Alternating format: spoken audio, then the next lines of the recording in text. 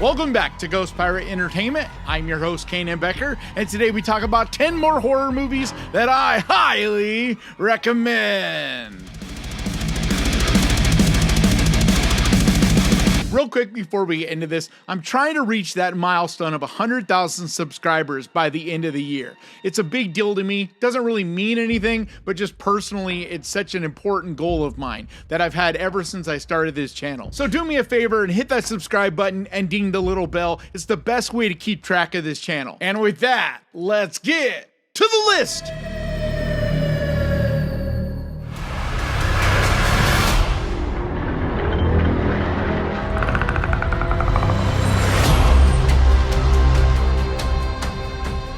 Predator: Killer of Killers is a 2025 adult animated sci-fi horror movie. Directed by Dan Trachtenberg with voice performances by Michael Biehn, Lindsay Levanchi, and Rick Gonzalez. Three of the most fierce warriors in human history become prey to the ultimate killer of killers, the Predator. You're not hearing me. There's something else up in the sky, and it's not human. So I'm not normally a big anime kind of guy. It's just never really resonated with me. For whatever reason, I didn't grow up with it and I just never got into it. I'm not against it. It's just not something I usually seek out to watch. So when this dropped and I saw the trailer, I was like, that looks really cool, but I wasn't necessarily expecting it to be as good or for me to be as big of a fan of it as I am of Predator movies.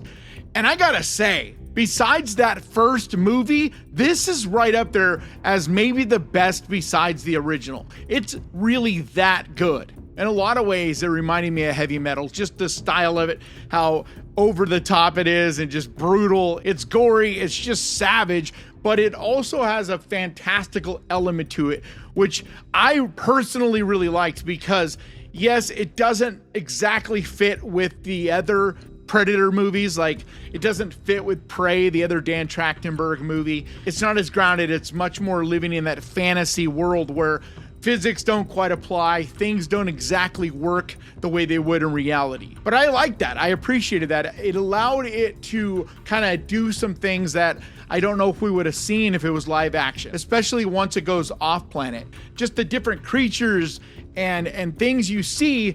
Budget-wise, it would be tough to pull this off as live action. So I really love the fact that they made it animated because we got to see all these different spaceships, all these different types of aliens, and the lore and everything to do with Predator really had a chance to breathe in this, and we got a glimpse at more of what you could possibly see in this Predator universe. And that sets up perfectly the movie coming out later this year, Predator Badlands, which is also being directed by Dan Trachtenberg. So I'm really excited for that movie, but I just loved this. I had so much fun with it. But I'm not saying it's a perfect movie by any means either. I mean, if you go into this and you critique it and pick it apart, you know, I'm sure you're going to have problems with it. The characters aren't all the most fleshed out. They don't make a ton of logical sense in a lot of ways.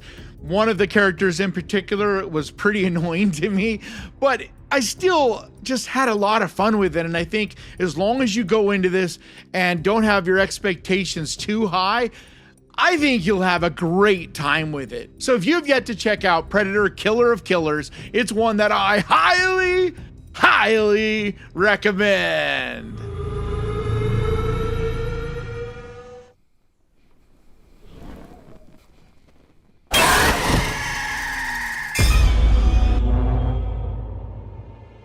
The Cursed or Eight for Silver is a 2021 creature feature gothic horror movie, written and directed by Sean Ellis. It stars Boyd Holbrook, Kelly Riley, and Roxanne Duran. In 19th century France, a man arrives at a remote country village to investigate an attack by a wild animal. However, he soon discovers a much deeper and sinister force that has the townspeople in its grip.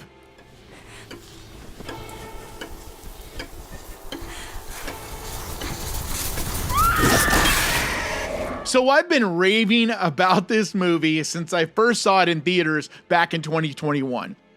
And it surprised me then, and still surprises me to this day that this movie does not have a bigger cult following, that more people don't talk about it. Because especially if you're a fan of creature feature, supernatural horror movies, this one is definitely one you'll enjoy. Now, it's not a straight up werewolf movie, and that's the thing. I think that might have been what somewhat threw people off.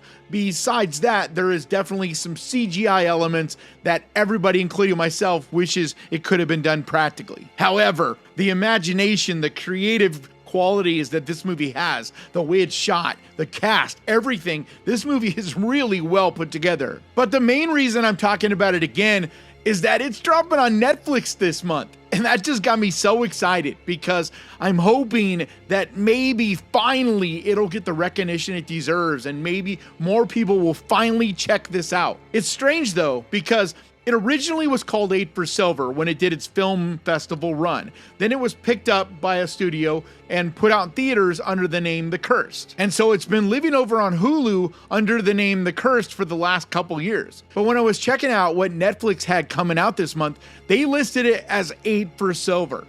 So I'm hoping that maybe marketing reasons they're gonna rename it to 8 for Silver or let it be called that again. For one, that's the name the filmmakers originally wanted it to be called. And then maybe just by calling it a different name, it'll kind of give it a fresh new start over on Netflix. So fingers crossed that it does get some more traction, because I'm telling you, this movie is so entertaining. It's mysterious, it's creepy, it's got so many layers because there's so much more than just creature type of stuff in this. This movie goes down a lot of crazy rabbit holes. So I think if you have Netflix on July 19th, do yourself a favor and check this one out. Always more dangerous than that.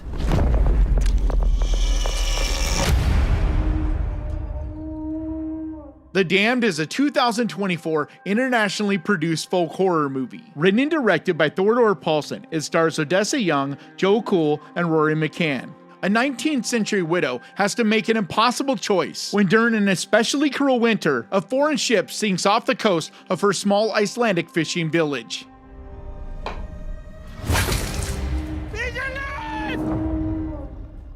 I've talked about this one a number of times, so I'll keep this brief, but I wanted to bring it up because now it's available on Disney Plus, Hulu, and I'm really excited for that. I hope that it starts to get some love now, because up until this point, it's just been a VOD, and I saw it in theaters at the beginning of the year, and I really, really love this movie. I love the look, the style, the feel of it. It's super creepy and cold and just feels void of emotion at times.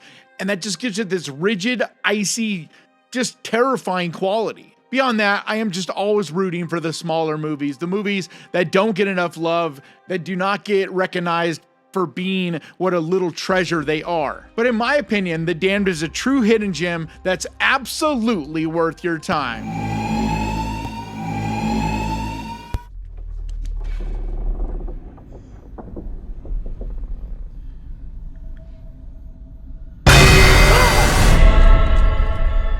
The Woman in the Yard is a 2025 psychological horror movie. Directed by Jamie Collette Serra, it stars Daniel Deadwyler, Okwuo Opasie, and Peyton Jackson. A mysterious woman repeatedly appears in a family's front yard, often delivering chilling warnings and unsettling messages, leaving them to question her identity, motives, and the potential danger that she might pose.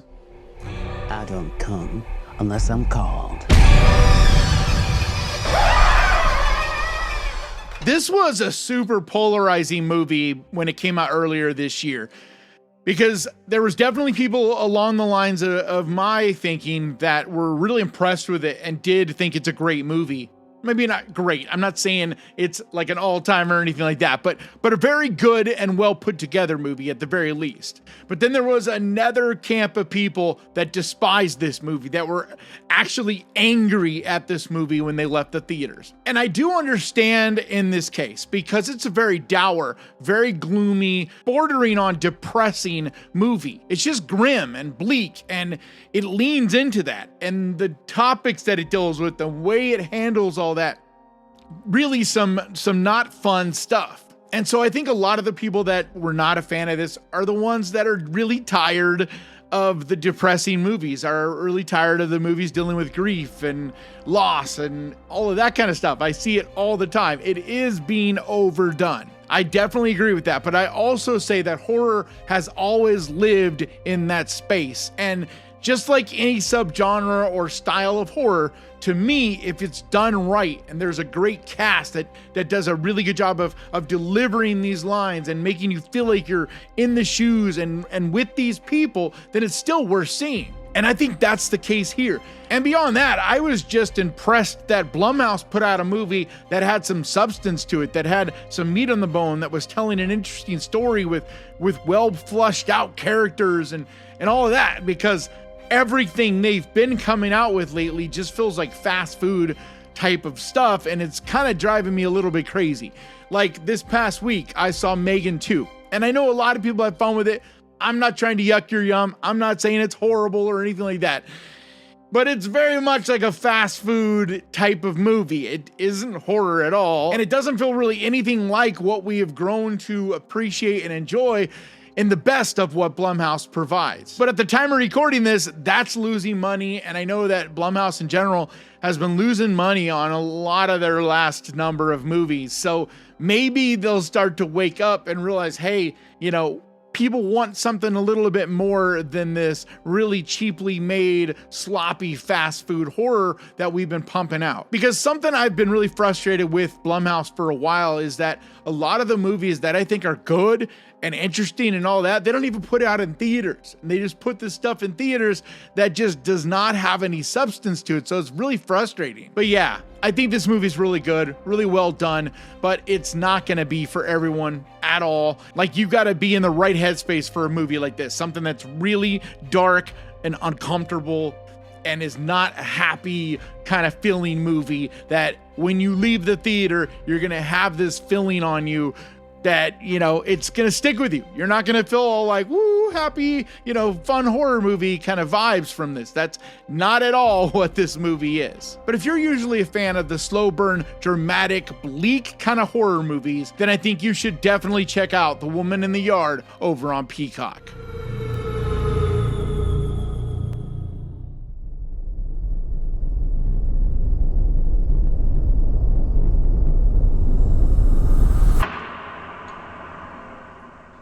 Presence is a 2024 drama horror movie. Directed by Steven Soderbergh, it stars Lucy Liu, Julia Fox, and Chris Sullivan. A family becomes convinced that they are not alone after moving into a new home in the suburbs.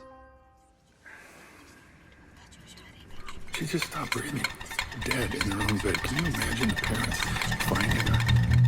I really like this movie. I think it's a breath of fresh air because it's doing some unique, different, experimental kind of things. With that being said, this is definitely not one that most people are going to appreciate or enjoy. It is very much a slow burn. It has a lot of dialogue. That's the whole real point of this movie, because the idea of this movie is you are seeing the movie through the perspective of the spirit, of the apparition, the ghost, whatever you want to call it. Basically, you're floating around viewing everything that happens inside of this house.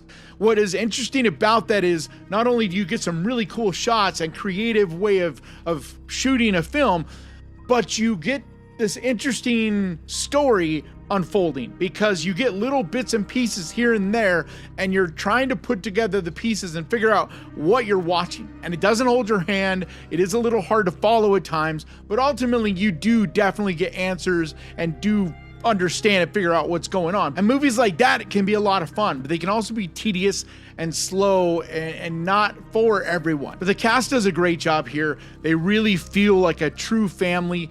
There's a lot of different dynamics and things going on inside of this family that felt very authentic and real. But it goes in some unique directions, and by the end, I was pretty surprised. It did not end up and go the direction that I thought it would. But another thing is, this is not what a lot of people consider horror. It's not scary by any means. It's not even trying to be a scary movie. I don't even know if Steven Soderbergh knows how to make a horror movie. Like, nothing about this feels scary. It is intense. There's definitely some scenes that are heart pounding and stuff like that, but definitely not scary. Like, that's not the goal and what this movie's trying to do. But I think if you're normally a fan of experimental film, ones that try some new things and are very artistic and creative in those different ways, this is one you definitely should give a look.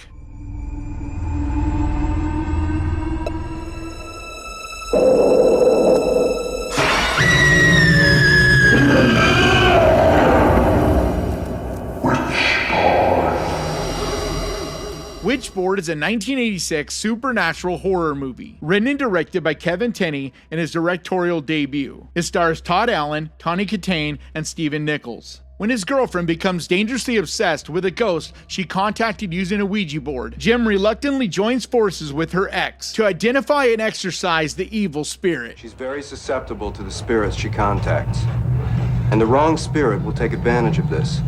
Pretty soon, all she wants to do is use the board. And once that's done, he's able to possess her. I just recently checked this out for the first time in many, many years. I think I'd seen it way back, but I definitely haven't seen it since then. So I didn't remember much of anything about this movie. But recently, The Last Drive-In with Joe, Bob, and Darcy had this as one of their movies, and I had such a good time with it. It is so thick with that 80s vibe. Everything from the dialogue, the wardrobe, the special effects, all of that. It's just so nostalgic and fun. And anybody that grew up in the 80s, you'll know exactly what I'm talking about. Just the music. There's just a magical quality to movies from this era. And I think most of it is our nostalgia for that. But either way, this movie is just dripping in style. On top of that, Tawny Katane was one of the most gorgeous women in this era. She just has this radiance about her in this movie that you just can't take your eyes off of her in this. Unfortunately, she never really had a huge movie career. She's mostly known for her music videos with Whitesnake, where she's dancing on the hood of his car and things like that. And that's a bummer, because I think she had the potential. Like, you can really see it in this movie, the talent that she had. But I just had such a great time with this. Even though some of the special effects are dated and definitely cheesy, they worked for me. This movie really still works in my opinion. But the other reason I wanted to mention this is they're making a brand new Witchboard. The trailer just dropped like a week or two ago, and it looks pretty good. I mean, I gotta say, some of the effects and a few little things here and there in the trailer made me a little nervous on what level of budget and this and that the movie might have. But either way, I think it's a fun idea to remake this. So fingers crossed that it'll be another one to look forward to this year. But this original 1986 version, I think it's a lot of fun, and especially if you get a chance to watch it on The Last Drive-In over on Shudder with Joe Bob, because he really talks about a lot of the behind the scenes things and gives a lot more substance and interesting factoids and things like that about this movie. So I think it just gives it a whole nother layer of entertainment when you watch movies on The Last Drive-In. Either way, I think it's a blast and definitely worth your time. What happens if Jerry gets mad?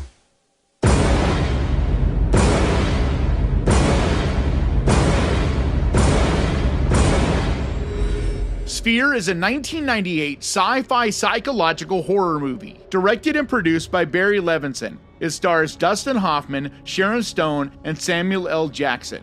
A spaceship is discovered under 300 years worth of coral growth at the bottom of the ocean. Hey guys, I'm getting a reading on the sonar. You're not alone out there. This is one that always surprises me that I don't hear talked about more. I don't get it, especially because there is such a big cult following for the Event Horizon, which I love. I'm a huge fan of that movie. It was on my top 10 horror movies ever list that I did recently. I mean, I just think that's a fantastic movie, but I think there's a lot of the same things that made that great in this movie, and they came out around the same time. This is a fantastic cast, and they all do a great job in it.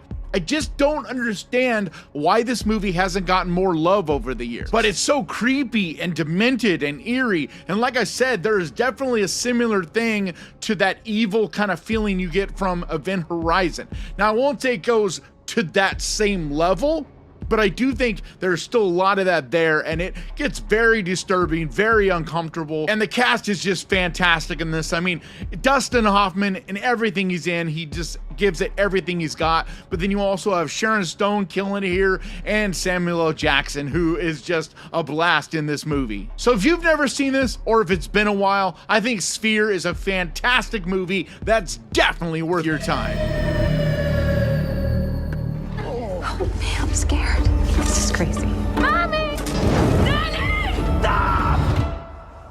End of test.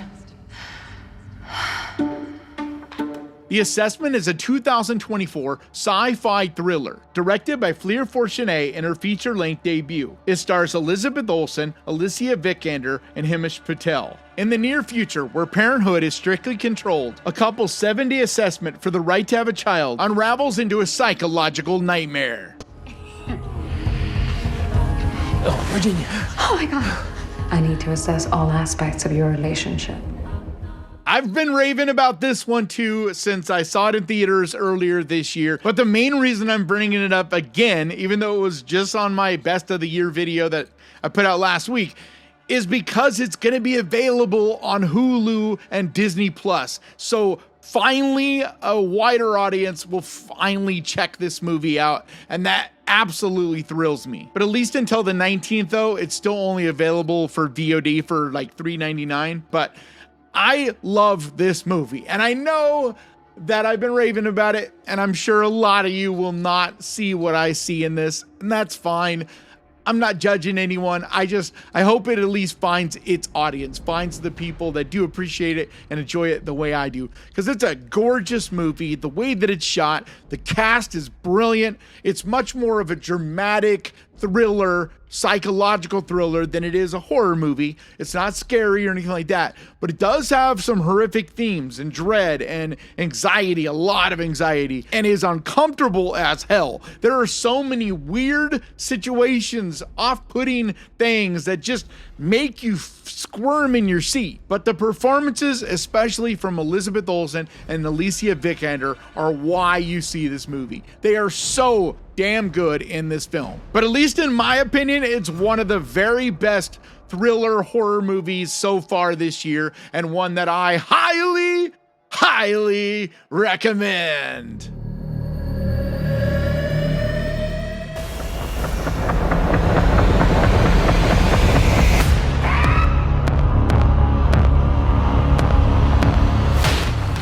Sinners is a 2025 horror movie, written, directed, and produced by Ryan Coogler. It stars Michael B. Jordan, Haley Steinfeld, and Jack O'Connell. Trying to leave their troubled lives behind, twin brothers return to their hometown to start again, only to discover that an even greater evil is waiting to welcome them back.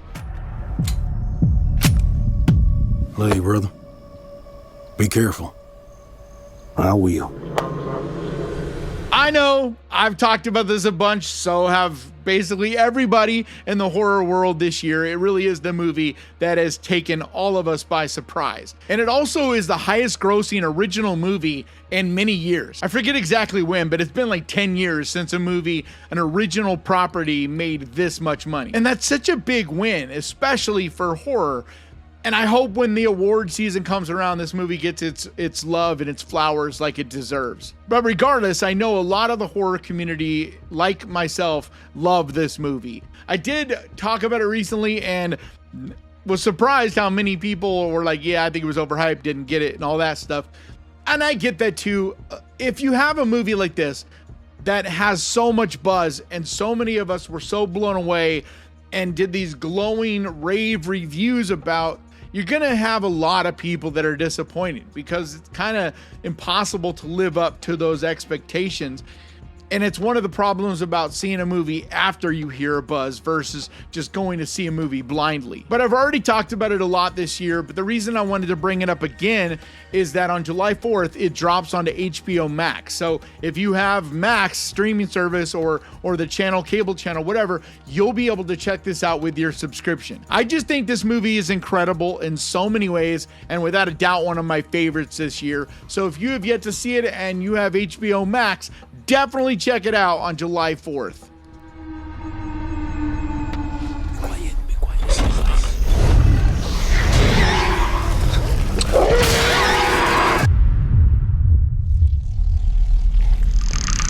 Monsters is a 2010 British sci-fi thriller, written and directed by Gareth Edwards in his feature directorial debut, and stars Scoot McNairy and Whitney Able. 6 years after Earth has suffered an alien invasion, a journalist agrees to escort an American tourist through an infected zone in Mexico to the safety of the U.S. border. New life form. He's mysterious. I'm such a big fan of Gareth Edwards because this movie, it's amazing what he was able to pull off. And really, this movie was just so many things and helped propel him into being a successful big-time director today who just directed Jurassic World Rebirth that's in theaters right now. And that's the reason I wanted to mention this one, because I'm not a huge fan of Jurassic World Rebirth. I'm not going to spoil anything here, but the story, the dialogue, and things to do with the writing really let me down in that movie. I thought it had potential to be something really special, but the writing just didn't let it get there. But I'm hoping that people don't blame Gareth Edwards, because he didn't write the movie. He was just hired to come in and direct it. And I think he directed the hell out of it. It looks amazing. I like the pacing of it, the style, the way it flows and looks, all of those things that a director is responsible for, I thought were great in Jurassic World Rebirth. It's just, like I said, the character development, the way it's written, there's so many plot holes, so many things that are just don't hold up writing wise that it held it back. But I still think it's an entertaining movie, and so if you're looking forward to go seeing it this weekend or whatever, don't let me yuck your yum. I think you'll still have fun with it. It just had potential to be one of the best Jurassic movies, period. But I wanted to mention this movie because if you happen to go and see it and we're a little disappointed or whatever, or we're a big fan of it, either way, I think you should check this movie out, because this is where Gareth Edwards got his start. And the look of it, the style of it, the characters, it feels so lived in, feels so real and authentic. And this is a movie that had like no budget, but feels so authentic and real, like this is really Earth, that an alien invasion happened. And yeah, there isn't a ton of monster footage in it. I mean, like I said, they were working with like no budget, and maybe naming it Monsters when you don't see a ton of monsters wasn't the best idea. But I think the story of it, the directions that it takes, the moody quality, and especially the way it's directed and the way the special effects and just the cinematography, the way this movie just looks, it's absolutely brilliant. And I just think it is a perfect pick for this Saturday night. So do yourself a favor this weekend, pick one of the movies off of this list, grab your popcorn and your candy, and enjoy! And like always, thank you so much for watching. Please crush that like button. And remember, guys, horror can be fun. And I'll see you guys next time.